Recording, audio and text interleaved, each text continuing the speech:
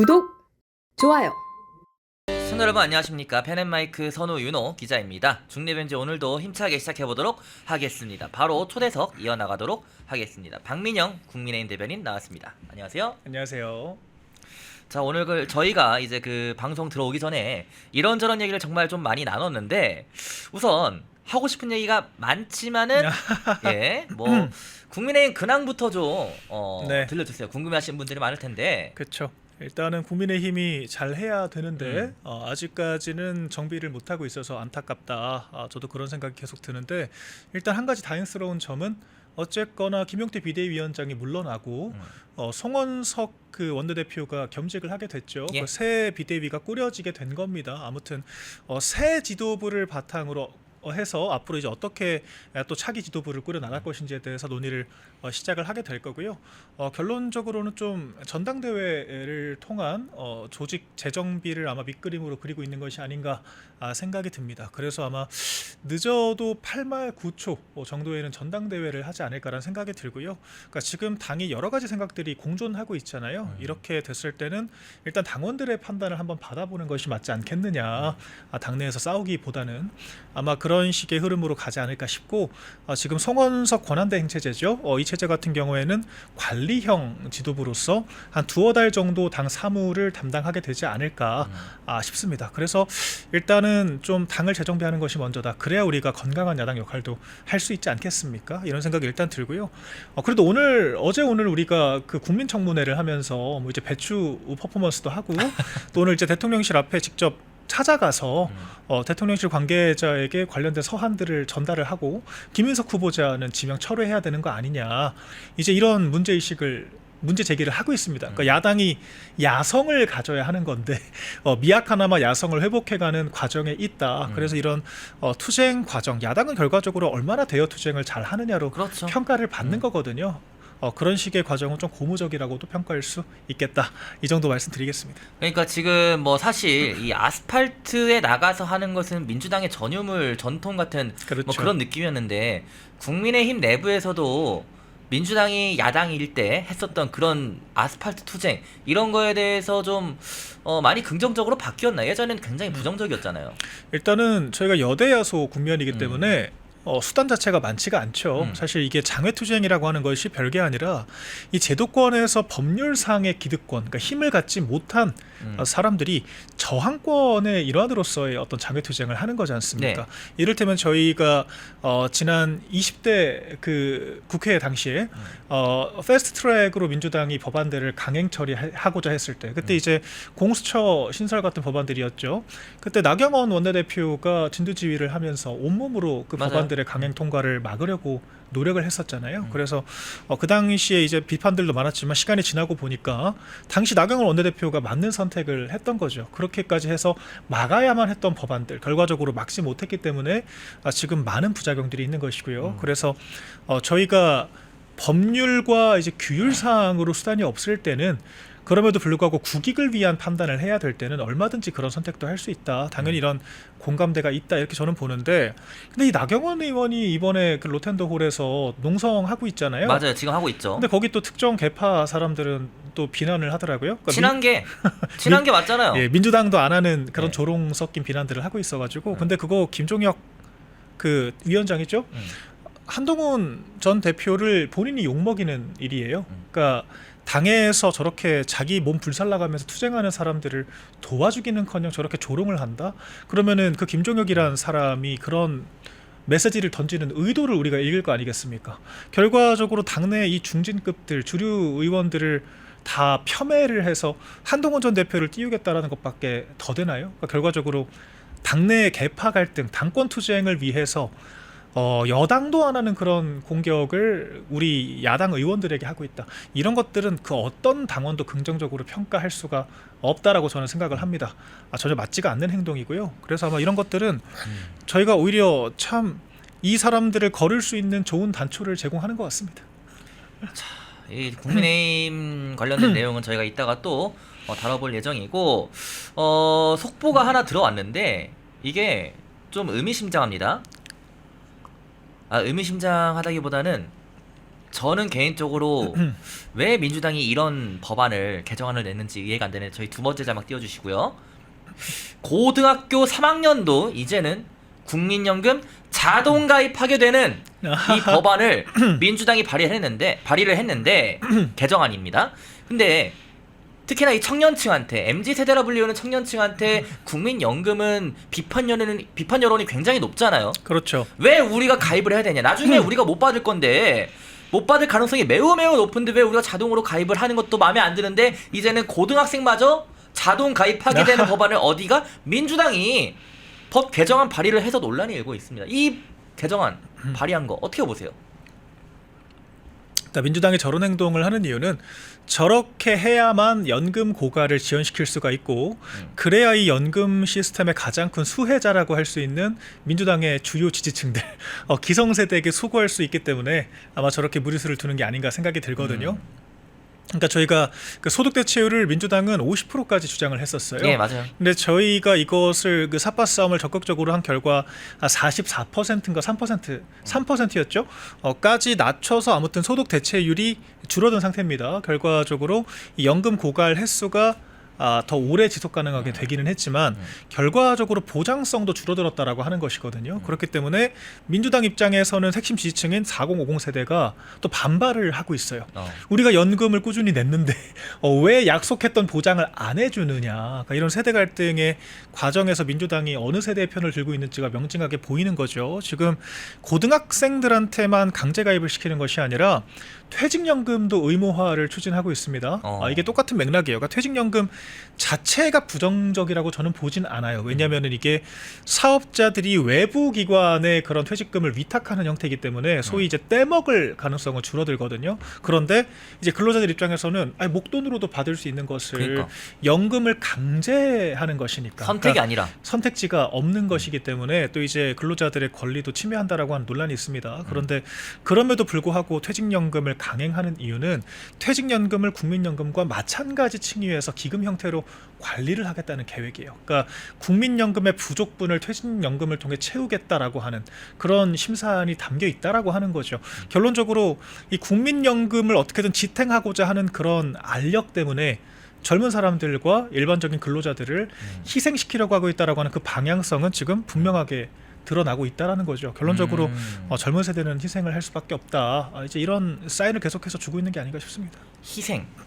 근데 젊은 세대가 사실 뭐 어느 나라나 전 세계 공통으로 이 청년들은 나라의 미래이지 않습니까? 그렇죠. 근데 청년들이 희생해가면서 얻는 게 있으면은 뭐 희생에 대한 약간 뭐 어감이 이상할 수 있겠지만은 값어치 뭐 이렇게도 표현할 수 있겠지만은 그게 없잖아요. 그렇죠. 희생을 해도 돌아오는 게 없으면은 소위 말해서 이건 뭐 개죽음 아니냐.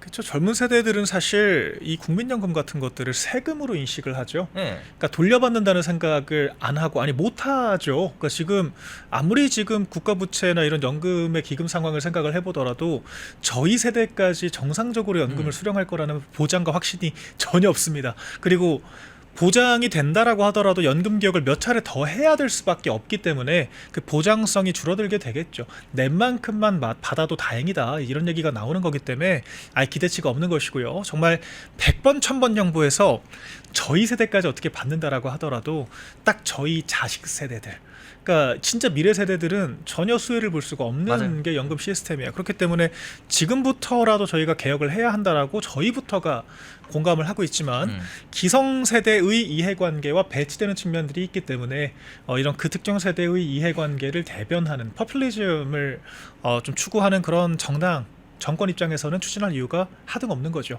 그렇기 때문에 젊은 사람들은 계속해서 희생을 강요받고 있다. 또 이제 뒤에 얘기를 하겠지만 지금 부동산 대출을 묶은 것도 결과적으로 청년들을 올리는 일입니다. 지금 제 주변에 이제 신혼부부들 이제 결혼을 앞둔 친구들 같은 경우에는 진짜 날벼락 맞았어요. 그렇죠. 그러니까 특히나 지금 토지거래 허가제로 묶여있는 그런 구 같은 경우에는 가계약을 하잖아요. 근데 가계약이 몇 주의 시간이 소요가 됩니다. 그런데 가계약금도 어마어마하거든요. 몇 천만 원을 호가를 합니다. 그런데 당장 대출을 받아서 나머지 계약금을 충당을 해야 계약 성립이 되는 건데 대출을 유예기간조차 없이 막아버리면 이 사람들은 그냥 가계약금 날리는 거거든요. 그냥 길거리에 내앉게 되는 겁니다. 맞습니다. 그냥 집 못 들어가는 거예요. 네. 그리고 이제 신혼부부들 새 집을 마련을 해야 되는데 이미 계약을 한 사람들은 그나마 다행이지만 당장 이제 오늘까지 계약 못한 사람들, 그러니까 이제 주말을 끼고 금요일날 발표를 했으니까 그 전까지 계약 관계를 마무리 못한 사람들은 대출금 6억 그 이상, 그러니까 대출금 6억을 제하고 나머지를 현금으로 낼 수 없다라고 하면 집 계약 못 하는 거예요. 맞아요. 근데 서울시 평균 집값이 13억 후반대거든요. 그러면은 6억 대출을 받는다고 치면 8억 가까이를 현금으로 가지고 있어야 됩니다. 현금. 근데 일반적인 30대가 그러니까 미래 소득이 보장될 수는 있을지언정 당장 수위에 수억 원을 가지고 있을 수가 있을까요? 없죠. 물리적으로 불가능하죠. 증여를 받거나 아니면 상속을 받는 것이 아니고서야 불가능하기 때문에 대출이라는 이 제도에 의지하게 되는 건데 이렇게 대출을 막아버리면 누가 가장 피해를 보냐? 당연히 청년이. 수중에 현금이 없는 젊은 신혼부부들, 청년들이 피해를 보죠. 그러니까 지금 민주당이 또 억지를 쓰는 거예요. 6억 빌리면 매달 2, 300은 갚아야 되는데 이런 과도한 대출을 강요하는 거 아니냐. 근데 아무도 대출을 강요한 사람 없습니다. 그러니까 대출금 상한이라는 것은 은행이 원래 정하는 거죠. 그리고 은행이 못 받을 돈 빌려주는 거 봤습니까? 은행은 상환 능력을 감안해서 빌려주는 거예요. 맞아요. 상환 네. 능력이 안 될 것 같으면 애초에 대출이 안 됩니다. 그렇죠. 그러니까 DSR이라는 애초에 그런 개념이잖아요. 그래서 이 사람이 당장은 소득이, 그러니까 당장 자산은 없지만 소득이 충분히 수십 년 뒤에 이 돈을 다 갚을 수 있을 정도의 능력이 된다라고 하면 얼마를 빌려줘도 무슨 상관이냐 그렇죠. 이겁니다. 그래서 그렇게 해서 현재 자신의 능력을 기반으로 미래 소득을 땡겨서 당장 집을 구해야만 하는 것이 현재 시스템인데 이런 시스템을 아예 막아버렸기 때문에 그 일말의 내 집 마련의 희망까지 앗아갔다. 저희 당에서 이렇게 평가를 하는 겁니다. 네. 자, 이제 저희가 썸네일에 걸어둔 것처럼 외교 문제 얘기를 좀 해야 될 것 같은데, 아니 대통령실에서 입장이 나왔어요. 7월 말에 이재명과 트럼프 대통령의 만남 계획을 할 것이다. 7월 말에 만날 거다. 근데 이거 일방적으로 만나는 입장을 낸 거면은 아니 백악관 측에서 뭐라 생각하겠습니까? 그리고 애초에 이 대통령실 같은 경우에는 지난 G7도 그렇고 나토에서도 브리핑을 낼 때, 입장문을 낼 때 국민들로 하여금 불신을 굉장히 많이 받지 않았습니까? 네. 이 대통령실의 이번 입장 어떻게 보세요? 일단 이게 외교상으로 확정되지 않은 일정이잖아요. 조율을 하고 있다라고 하는데 조율 중인 일정을 날짜를 특정해서, 그러니까 해외 정상과의 약속이잖아요. 한다고 하면, 그러니까 이재명 대통령의 단독 일정이 아니지 않습니까? 그렇죠. 이렇게 날짜를 특정 짓는 게 굉장한 결례가 될 수 있습니다. 왜냐하면 상대국 입장에서는 그 날짜를 고려하지 않고 있을 수도 있고 상당히 곤란할 수도 있는 건데, 이렇게 되면 이제 미국 언론에서도 물어볼 수가 있거든요.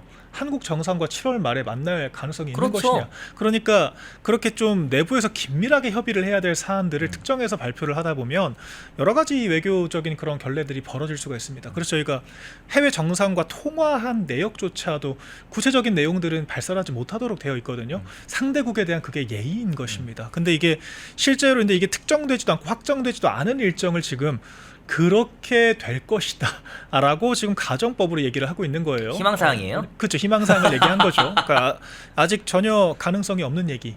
근데 이제 7월을 넘어가게 되면은 사실 이 비판을 감당할 수가 없을 겁니다. 왜냐하면 민주당이 뭐라 그랬습니까? 지난 한덕수 권한대행 체제 때 우리가 집권하면, 그러니까 새 정부가 들어서면 그 정부가 협상 할 건데 왜 한덕수가 하냐? 왜 지금 정부가 하냐? 졸속으로 하지 마라. 맞아요. 그런 식으로 호통을 쳤잖아요. 그런데 막상 지금 관세 협상 데드라인이 일주일 앞으로 다가왔습니다. 당장 다음 주 7월 8일이면 그 데드라인이 끝나는 거예요. 유예기간 끝나요. 예. 그럼 이제 바로 관세 적용이 되는 건데 지금 구체적인 로드맵은 고사하고 상견례조차 못했다라고 하는 거죠. 그러니까 관련 지금 통상본부장이 지금 미국 가서 열심히 실무 교섭을 하고 있다라는 건데 실무자급에서 국가와 국가 간의 이런 약속을 결정하고 조율할 수 있나요? 그러니까 전혀 불가능한 얘기를 지금 하고 있는 거고. 그러니까 민주당이 전혀 준비가 되지 않았고 이재명 정권이 지금 아무런 로드맵이 없이 움직이고 있다라고 하는 것을 단적으로 보여주는 사례인 거죠. 그래서 7월 내에는 반드시 만나야 한다라고 하는 우리 이 이재명 정권의 그런 정치적인 이제 이해관계를 얘기를 한 것으로 보이고 실제 근데 이 말에 또 책임을 못 진다라고 하면 이것도 상당한 문제가 될 수 있죠. 아니, 근데 이걸 근데 지켜도 문제예요. 지금 너무 늦었습니다. 이미 만시지탄이에요. 그렇죠. 네. 앞서 말씀하신 것 중에 그 7월 말에 뭐 희망사항 이런 거를 말을 한 건데 결국 확실하게 준비가 되지 않은 상황임에도 불구하고 이런 말을 굳이 왜 한 거예요? 언론을 통해서? 그러니까 그 자꾸 주변에서 언제 상견례 할 거냐, 어. 언제 통상 협상 마무리 할 거냐, 이제 7월이 데드라인 아니냐라고 예. 이제 비판이 나오니까 아마 이걸 의식한 반응으로 보입니다. 어. 또한 더불어서 아니 이렇게까지 상견례가 미뤄질 거면 무리해서라도 나토를 갔어야 되는 거 아니냐. 그렇죠. 당연히 이런 얘기가 나올 수밖에 없잖아요. 그런데 이미 나토 불참은 비가역적인 사건이 된 것이고 결과적으로 그럼 이재명 정권은 그 골든 타임 이 집권 이후 6월 말까지 뭘 했느냐 할 말이 없잖아요. 그러니까 이제 앞으로 만나기는 할 것 같다. 면피성 대답을 하는 거죠. 면피성이라고 봐야죠. 그러니까 나토를 그러니까 저렇게 물타기할 문제가 아닙니다. 일본, 호주도 안 갔지 않냐 이런 얘기를 왜 하나요? 우리가 일본, 호주와 같습니까? 전혀 외교 상황이 같지가 않아요. 일본, 호주는 이미 현재의 지도자들이 트럼프 대통령과의 관계를 지속적으로 유지를 하고 있는 국가인 것이고요. 이미 만났고. 저희는 이제 당선됐지 않습니까? 한 달밖에 안 됐습니다. 그러니까 한 달밖에 안 돼서 이제 그 대면식을 해야 되는 건데 전혀 안 되고 있는 상황인 것이고 또한 그 호주와 일본 같은 경우에는 쿼드가 됐건 오커스가 됐건 다른 안보 협약에 미국과 함께하고 있는 국가들이기 때문에 굳이 나토에 가야만 하는 이유가 없어요. 근데 우리나라는 관세 협상도 아직 지금 시작도 못했죠. 미국과의 관계를 제외하고는 국제 어떤 외교안보 협약 자체가 존재하지도 않죠. 이런 상황인데 나토를 괄시하고 아예 안 가버린다?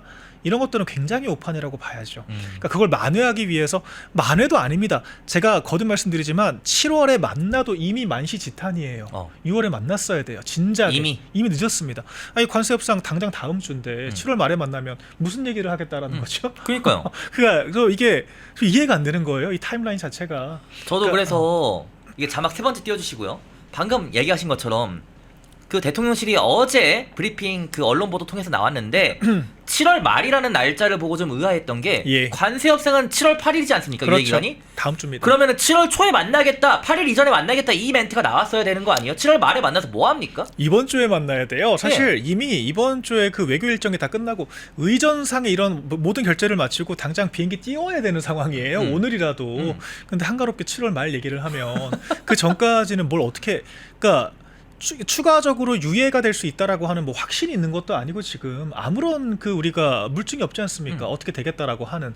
아니 그럼 지금 기업인들 수출 기업들 얼마나 떨고 있겠어요. 당장 25% 관세 적용되면 치명적이죠. 가격 경쟁력에서 이거는 상대가 안 되는 건데 미국 수출 포기해야 되거든요. 그러니까 이런 식의 지금 중대한 상황인데 참 한가로운 얘기를 하고 있다. 근데 7월 말에 만난다. 만약에 정말 만난다 쳐요. 만나서 뭔 얘기를 합니까? 이미 관세 다 끝났는데? 제 말이 그 말입니다. 그러니까 이미 이란 전쟁에서도 마무리가 됐고요. 관세 협상도 그때 되면은 데드라인이 지나버렸기 때문에 트럼프 대통령과 실질적으로 할 만한 의제가 없습니다. 뭐 골프나 칩니까? 그러니까요. 정상회담이라는 게 의제와 현안을 가지고 해야 되는 건데 만나준다고 한 적도 없고 만나서 무슨 얘기를 할지도 지금 확정된 게 없는데 지금 그렇게 그 한 달 뒤에 먼 미래를 상정해 놓고 아무튼 만나기는 할 것이다. 그러니까 이것은 지금 한미 관계가 제대로 작동하지 못하고 있다라고 하는 자백과 다르지 않다라고 저는 보고 있습니다. 그리고 그 강유정 대변인 대통령실에 그분 제가 얼마 전에 영상을 봤는데 본인 핸드폰 보면서 웃더라고요. 막 미소 지으면서. 봤어요 그 영상? 저 그 영상은 못 봤습니다. 예, 막 브리핑을 하던 중인지 하기 전이었는지 아무튼 막 그 카메라가 나오고 있는 장면, 화면이 나오고 있었는데 거기서 핸드폰 보면서 막 씩 웃으면서 막 실실 웃는 그 모습이 포착이 됐어요. 근데 대변인단도 그렇고 이번 대통령실의 인사들 모습을 보니까 저런 모습들까지 국민들로 하여금 네티즌들로 하여금 너무 아마추어 같다 이런 비판이 나옵니다. 저는 강유정 대변인은 좀 문제가 있는 것 같아요. 어떤 사실 제가 그 부동산 대책이 금융위에서 발표가 되고 나서 그 대통령실 브리핑을 했을 때 저는 깜짝 놀랐습니다. 저도 대통령실에서 홍보수석실과 국정기획수석실에서 같이 일을 했기 때문에 제가 정책 관련 브리핑은 거의 다 챙겨 봤었거든요. 근데 지금 여러 가지 문제가 있는데 첫 번째 우리 정부가 발표한 그런 정책을 그러니까 이재명 정부가 발표한 정책을 이재명 대통령실이 부정을 한다. 이거 자체가 금융위에서 낸 거다? 굉장히 넌센스. 금융이라고도 안 했어요. 두 번째 문제가 뭐냐면 기재부가 발표했다고 얘기를 했습니다. 기재부가. 그러니까 대출 규제를 발표하는 업무 주체가 누군지도 모르는 거예요. 그래서 몰랐던 거예요, 그거를? 기재부라고 그 표현을 했어요. 근데 네. 대출 규제 기재부는 예산을 다루는 부처지 기재부가 금융을 다루지 않습니다. 네. 금융은 당연히 금융위와 금감원의 소관인 거죠. 네. 우리 그래서 F4라고 표현할 때도 한국은행 금융위 금감원과 이제 기재부를 얘기하지 않습니까? 그렇죠. 각자 관할이 엄밀히 다른 거예요. 그런데 그것을 대출 규제 관련된 질문을 했는데 그때 업무 보고를 받은 적이 없다라고 부인을 했고요. 그러니까 첫 번째 자신의 정부가 만든 정책을 대통령실이 부정한 것도 일단 어이가 없고 제 기준에선 두 번째가 업무 보고를 받았느냐라고 하는 기자의 질문에 대해서 그런 보고를 받은 적이 없다라고 얘기를 했습니다. 아니 대통령실의 금융위에서 파견온 그 행정관들이 엄청나게 많거든요. 예산 관련된 부처기 때문에 금융 시스템과 보고를 안 받았다는 게 말이 되나요? 그렇게 돼버리면은 그 경제금융 관련된 비서관실, 비서관, 그다음에 경제수석, 정책실장, 비서실장까지 일을 안 했다라는 말이 돼버려요. 대변인이 대통령실이 일을 안 했다라고 얘기를 한 겁니다. 말도 안 되는 얘기를 하고 있는 거죠. 더군다나 유예 기간도 없이 바로 내일부터 발효가 되는 그런 정책을 지금 발표를 하는데 대통령실이 보고를 못 받았다? 부처가 미치지 않고서야 그런 행동을 할 수가 없거든요. 그렇죠. 제가 국정기획실을 일하면서 저희는 사소한 정책 하나까지 국무조정실에서 다 우리가 그 월별로 캘린더를 받아보고 그래서 부처와 어떤 날짜에 어떤 내용을 어떤 식으로 브리핑할지까지 다 조율을 하게 되어 있습니다. 그게 대통령 비서실의 기본적인 정책 업무 프로세스예요. 그러니까 그런 프로세스를 몰랐던지 아니면 비서실장까지 그 총괄 그 시스템 자체를 작동하지 않았다. 우리 일 안 했다라고 지금 자백을 한 것밖에 되지가 않죠. 그리고 세 번째는 업무 관할도 모른다. 대출 규제를 기재부가 했다라고 얘기를 한다. 그러니까 저는 브리핑을 보면서 야, 제가 근래 본 모든 브리핑 중에 정말 최악이었는데 그것이 또 하필이면은 가장 무거운 입이라고 할 수 있는 대통령의 입에서 대통령의 입인 거잖아요. 대변인이 나왔다라는 것 자체가 아 진짜 이 정권이 일할 준비가 전혀 안 돼 있구나 이런 생각이 들었고 그래서 저는 이 대책 자체의 문제보다 아 이런 아마추어 대통령실이 이런 정책을 잘 끌고 갈 역량이 있나? 저 여기에 큰 회의감을 느꼈습니다. 그래서 강우정 대변인 자체가 지금 많이 연습이 안 된 것 같아요. 그러니까 잘 모르면 모른다고 해야 됩니다. 그러니까 부처와 협의가 됐는지 안 됐는지 알아보겠다라고 해야죠. 왜 아는 척을 합니까? 그렇게 그건 야당이 그렇게 하는 거거든요. 야당 대변인들은 그냥 얼렁뚱땅 얘기할 수 있어요. 우리 책임 아니다. 정부가 왜 이런 걸 발표했는지 난 모르겠다. 이거 야당 화법이에요. 여당 대변인도 아니고 대통령실 대변인이 지금 야당 대변인 그게 남아 있는 거예요, 그러면?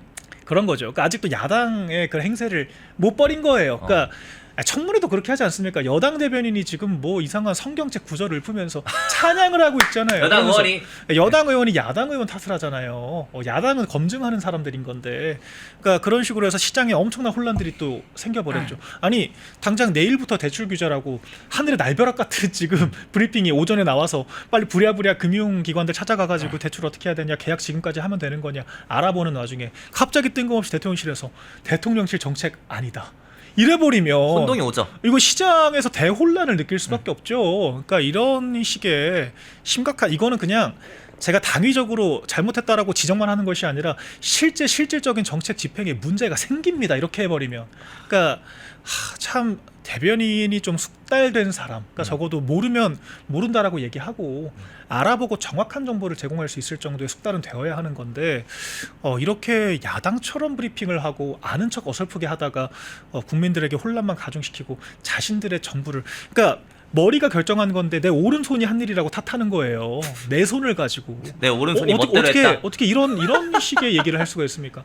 그러니까 제가 대통령실 일해본 경험으로는 상상할 수 없는 그런 브리핑이었다. 그런 생각이 들었습니다. 근데 이런 모습들이 외교 첫 무대 아직도 기억이 나는데 G7 네. 정말 참혹하지 않았습니까?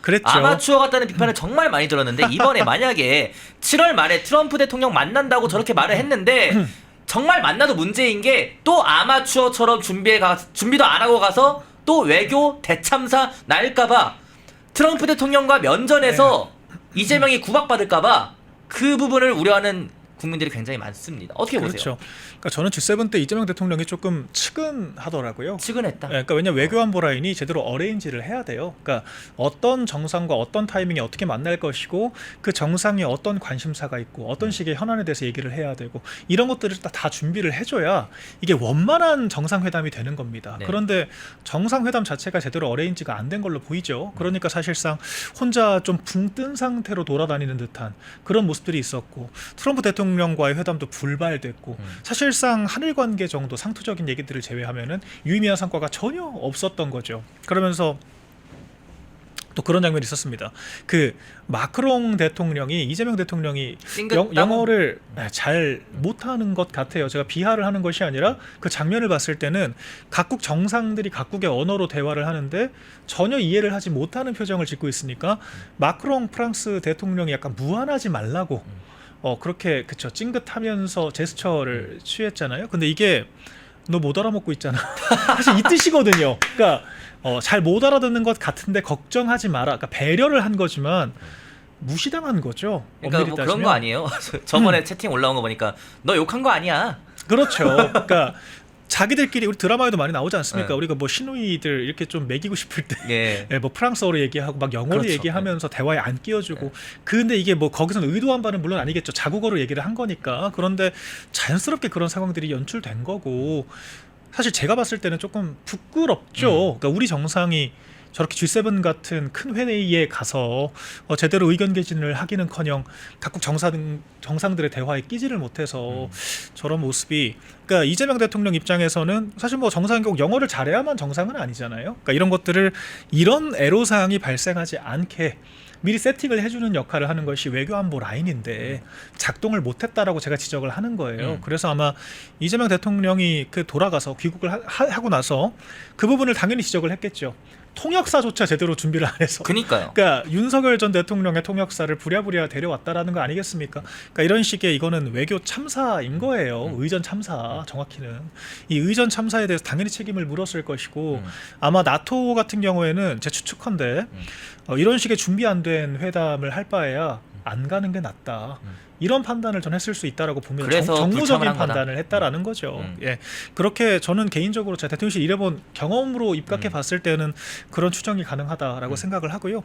그래서 아까 말씀하신 것처럼 이런 식의 준비 안 된 그런 정권이라고 하면 7월 말에 트럼프 대통령을 만난다고 한들 뭐 달라질 게 있겠습니까? 그러니까 의제 하나 제대로 설정 못한 상태에서 애초에 7월 말로 기일을 정하는 것 자체가 아마추어적이죠. 7월 초로 했어야 되는데. 그때 뭘 할 수 있겠습니까? 대체. 네. 아, 참. 근데 이런 가운데 이 외교 저는 이 정권 들어서자마자 가장 먼저 우려했던 게 외교입니다. 특히나 한미 외교, 미국과의 외교. 왜냐면 민주당 인사들을 보면은 그렇죠. 반미 경험이 너무나 많잖아요. 근데 비자가 지금 안 나올 수도 있습니다. 다. 네? 비자가 안 나올 수도 있어요. 아, 비자가 미국에. 실제로 안 나올 수도 있어요? 그럼요. 예. 아니 안 우리나라 나올 수 있습니다. 총리고 뭐 장관이어도 반미 그런 게 있으면은 트럼프 행정부에서는 그 비자가 안 나올 수도 있는 겁니까? 당연합니다. 미국은 자국 우선주의에 따라서 동맹국도 안 봐줘요? 그렇죠. 유학생들까지도 지금 SNS까지 검열을 하겠다라고 하는 게 지금 미국의 기조인데 네.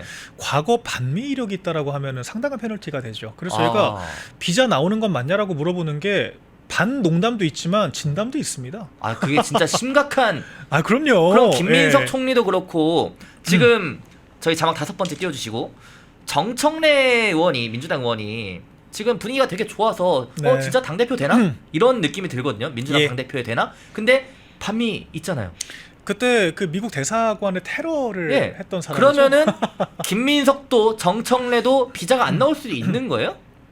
안 나올 수 있죠. 그러니까 미국이 지금 그러니까 일반인 유학생들을 대하는 것만 해도 SNS까지 그러니까 개인의 그런 프라이버시까지 샅샅이 검증을 해서 검증 받은 사람들만 드리겠다는 거 아니겠습니까? 그래서 지금 그 외국인 유학생들의 유학비로 먹고 사는 대학들이 초비상이라는 거 아니에요. 그러니까 그 정도로 폐쇄적인 그런 출입국 절차를 만들고 있는 것이 트럼프 행정부인데 상식적으로 봐도 과거 미국 대사관의 테러 이력이 있고 반미 운동을 주도했던 사람들을 좋게 볼 수가 없겠죠. 어. 심지어 이제 그런 사상적인 기반이 이제 와서 달라졌다라고 하는 보장도 없고 같은 노선을 견지하면서 정치를 하고 있지 않습니까? 그럼 사실 미국 입장에서는 뭐 친중 인사까지는 아니더라도 반미국적인 성향이 강한 인사로 당연히 리스트에 올라 있을 거예요. 추정컨대. 그래서 아마 이건 저희가 100% 확답 드릴 수는 없겠지만 예. 진짜 이거는 가능성이 있는 얘기입니다. 비자 안 나올 수도 있다. 예. 아, 그러면은 진짜로 비자가 안 나오면은 이건 또 진짜 국제적인 망신 아닙니까? 해외 이거 언론들 다 받았을 텐데. 놀라운 상황인 거죠. 엄밀히 따지면은. 네. 그러니까 해외 부처의 주요 관계자라 그러면 이를테면은 경제부 총리 같은 경우에 네. 통상 협약을 위해서 직접 미국으로 또 가잖아요. 총리가 가는 경우도 있고요. 당연한 건데, 그러니까 물론 총리가 이미 됐다라고 하면은 이제 의전상의 대우가 달라질 수는 있겠죠. 그래서 아마 출입 자체를 막지는 않을 것 같습니다. 그런데 아무튼 이제 과거 이력 자체는 미국 입장에서는 상당한 부담이 될 수밖에 없고 당연히 그걸 알고 있다. 이제 이런 것들은 저희가 유념을 해야 되는 것이고요. 그러니까 미국 조야의 관계자들도 그런 측면에서 계속 우려를 표명을 하는 것 같아요. 이재명 정권의 인사 자체가 조금 친중국적이고 반미국적인 인사들이 너무 많이 포진해 있다. 이것은 일관되게 나오는 이야기들입니다. 그럼 실제로 제가 또 이거 들은 건데 이재명 대통령이 대북 송금 재판이 진행 중이었다가 지금 멈춘 상황이잖아요. 네. 근데 이 대북 송금을 미국에서 굉장히 심각하게 받아들이고 있다고 이 혐의 자체를. 당연합니다. 대북 제재 위반이기 때문에 이건 국제 협약을 위반한 거예요. 네. 그러면은 이재명 대통령에 대해서도 어떤 뭐랄까 안 좋은 인식이나 이미지가 있을 수도 있는 거네요. 그래서 저희가 미국 측 인사들이. 그렇습니다. 추정컨대 이게 대북 송금을 했다. 심지어 그 액수가 상당하지 않습니까? 불법적으로 했던 것이고요. 그러니까 이게 국내에서 처벌받는 걸 넘어서 대북 제재 협약 위반이에요. 그러니까 당연히 국제법상으로 우리나라도 정확히는 우리나라가 한 것이 아니라 지자체가 한 것이기 때문에 이 중앙정부 차원에서의 제재가 있지는 않겠지만 그 행위를 한 대상에 대해서는 당연히 블랙리스트에 오를 수밖에 없죠. 심지어는 더 큰 문제는 북한으로 자금이 흘러 들어가는 경로가, 그러니까 이 전문가들이 얘기를 하건대 중국을 경유하지 않고 그 정도로 막대한 액수를 현금으로 북한에 조달하는 게 불가능하다. 그러니까 다른 말로 중국과 유착이 됐을 수밖에 없다라고 다들 분석을 합니다. 근데 이제 이런 것들을 저희 이제 검찰 언론들은 다 지금 규명을 못 하고 있지만 미국에서 그 정도의 정보력이 없을 수가 없겠죠. 그래서 아마 관련된 내용들을 이미 파악하고 있는 것이 아니냐, 이제 그런 추정이 가능하고, 만약에 트럼프 대통령이 이재명 대통령을 피하고 있는 거라면 그런 이유들이 작용을 했을 수가 있다라고 저희는 추정을 하죠. 피하고 있는 거라면. 근데 이제 이것이 입증이 되기까지는 많은 이제 근거들과 추가적인 이제 그런 자료 수집들이 필요할 텐데, 일단 저희가 합리적으로 추정하건대 대북 송금은 심각한 이 국제적인 잘못이 될 수가 있는 것이고, 그 과정에서 중국과 연루가 된 것이 맞다라고 하면 이건 미국 입장에서는 당연히 달가울 수가 없다. 이거는 팩트라고 보면 될 것 같습니다. 펜앤마이크와 광동이 함께 준비한 광동 루테인 밀크 시슬, 혈행 개선, 노화로 인한 눈 건강, 간 건강. 펜앤마이크 TV 단독 할인 2개월분 한 박스에 3만원, 6개월분 세 박스에 84,000원. 펜앤마이크 구독자 전용 댓글 상단 할인 링크에서 구매 가능합니다. 전화 문의는 1661-6915, 전화 문의는 1661-6915. 펜앤마이크와 광동이 함께 준비한 광동 면역보감 데일리 스틱 2024년 건강기능식품 대상, 높은 흡수율, 휴대와 섭취가 간편한 스틱형 펜앤마이크 TV 단독 할인 1개월분 한 박스에 33,000원, 3개월분 세 박스에 9만원. 펜앤마이크 구독자 전용 댓글 상단 할인 링크에서 구매 가능합니다. 전화 문의는 2661-6915, 전화 문의는 2661-6915.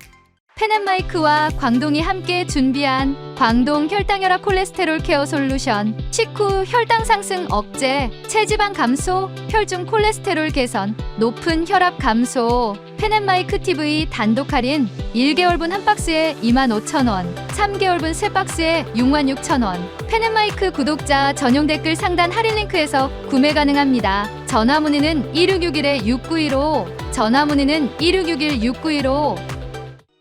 펜앤마이크에서 추천하는 영상도 보고 가세요. 다른 영상도 즐기시려면 구독 버튼을 꼭 눌러주세요.